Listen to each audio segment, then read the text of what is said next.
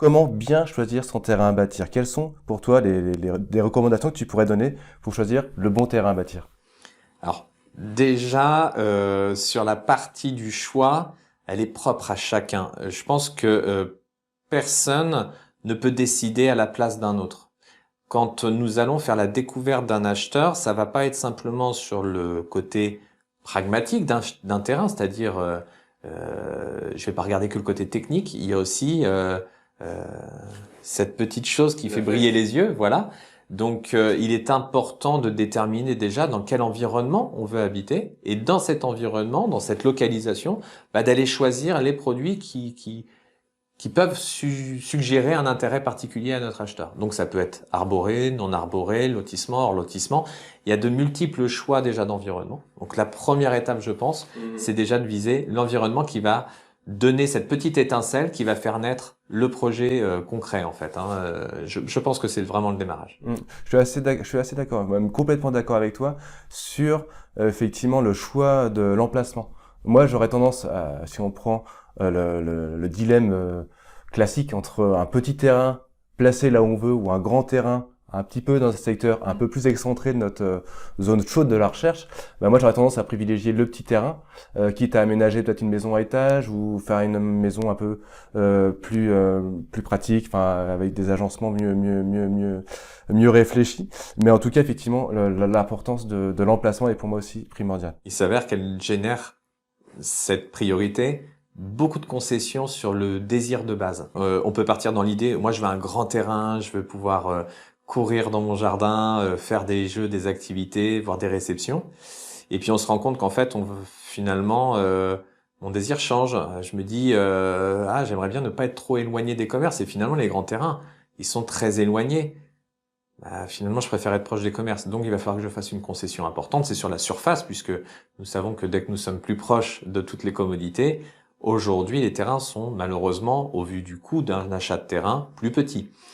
Ceci étant, on a aussi le sens inverse. Il y en a qui veulent être proches des commodités et se décider finalement devant un très beau terrain arboré et grand, de se dire finalement, on prend notre voiture, les courses on les fait jamais à pied. On va prendre ce terrain, il nous plaît beaucoup plus que les petits terrains. Donc vraiment, c'est un choix qui détermine aussi les concessions qui vont venir derrière. D'accord. Après, est-ce que tu as des recommandations sur la partie exposition, viabilisation, etc. Donc des choses auxquelles il faut être... Alors, dans notre sens à nous, on va pas dessiner la maison du client, ça c'est pas possible. On n'est pas à ce niveau-là de compétences puisque c'est le métier de constructeur, c'est eux qui vont préconiser l'implantation d'une maison. Par contre, effectivement, si on veut avoir une exposition sud à l'arrière, je pense qu'il est un peu inconcevable de proposer à un client un terrain avec un nord à l'arrière. Sauf cas contraire, exposition deuxième rideau, où là on peut faire un sud en façade puisqu'on peut avoir le recul qui fasse une différence entre la maison d'en face, on n'est pas sur le bord de la route. Vraiment, aujourd'hui, on est assez libre de pouvoir implanter sa maison sur un terrain, à condition de respecter quelques normes aujourd'hui imposées, comme la RT 2012 et voire RT 2020. Bien. Au niveau du budget, effectivement, ça c'est inévitable. Le budget, que ça soit donc sur la partie vente du terrain, mais également la viabilisation, donc qui va engendrer effectivement un coût, qui peut être même un surcoût très important. Je pense que déjà, en amont de ce projet d'achat, il est nécessaire de faire une découverte, pas non seulement que sur le terrain, mais aussi sur des futurs projets de construction. Il est évident que certains constructeurs ne veulent pas faire de chiffrage alors que le client n'a même pas encore déjà trouvé le terrain, mais déjà d'avoir un aperçu, d'aller se renseigner du coût d'une maison, ça va lui donner une idée aussi du prix du mètre carré. Enfin, en fonction du terrain qu'il va trouver, c'est de rapidement se poser la question du coût de la viabilité et puis les taxes annexes. Il y en a un certain nombre. Et avant même de commencer à chercher le terrain, c'est peut-être de se dire combien finalement en enveloppe je puis disposer à pouvoir faire ce projet. Et en fonction de l'agent immobilier, s'il a la compétence, nous, ce qu'on essaye de faire, c'est de se rapprocher de constructeurs, de se renseigner en fonction des projets de nos clients, des coûts, de l'évolution des coûts. Et ça nous permet, en demandant à un client qui nous dit, par exemple, j'ai 250 000 ou 300 000 euros de budget aujourd'hui pour faire le projet de ma vie, eh bien, nous, on va dégressivement enlever tous ces facteurs de somme qu'on peut concevoir en fonction de la surface de la maison qu'il veut faire. On ne sera pas à l'exactitude, mais on va donner une fourchette beaucoup plus proche de la réalité d'un achat de terrain. Et ça va lui permettre de s'orienter aussi, en plus de sa surface, il va aussi s'orienter sur le coût financier proposé par la vente des terrains. D'accord, donc un conseil très important, c'est effectivement avoir une idée assez précise de son enveloppe globale pour l'ensemble du projet, que ce soit l'achat du terrain, la construction, les taxes, les taxes et travaux, etc.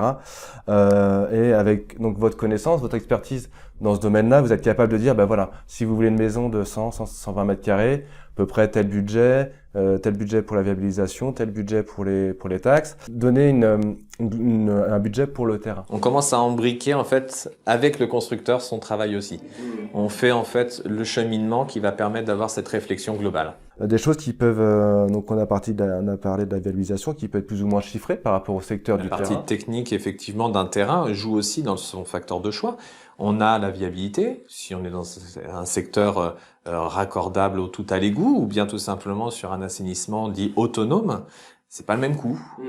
Ça dépend aussi de la grandeur du terrain. Est-ce que la maison est proche de l'antenne de raccordement ou est-ce qu'elle est lointaine? Est-ce que je vais avoir un chemin d'accès pour aller à ce terrain? Tout ça va déterminer des coûts qui peuvent varier. Si on doit donner des chiffres, on pourrait partir d'un terrain viabilisé eau, électricité, télécom et assainissement à partir de 4 500, 5 000 euros. Et en fonction de la configuration du terrain, assainissement autonome ou grande longueur de raccordement, avec le coût du constructeur et le coût de raccordement obligatoire par l'urbanisme et les différents services de distributeurs, de distribution, nous avons des coûts qui peuvent monter 15 000, 20 000. Enfin voilà, en fait, ça dépendra vraiment de l'enveloppe globale. C'est important quand même de regarder ça en amont.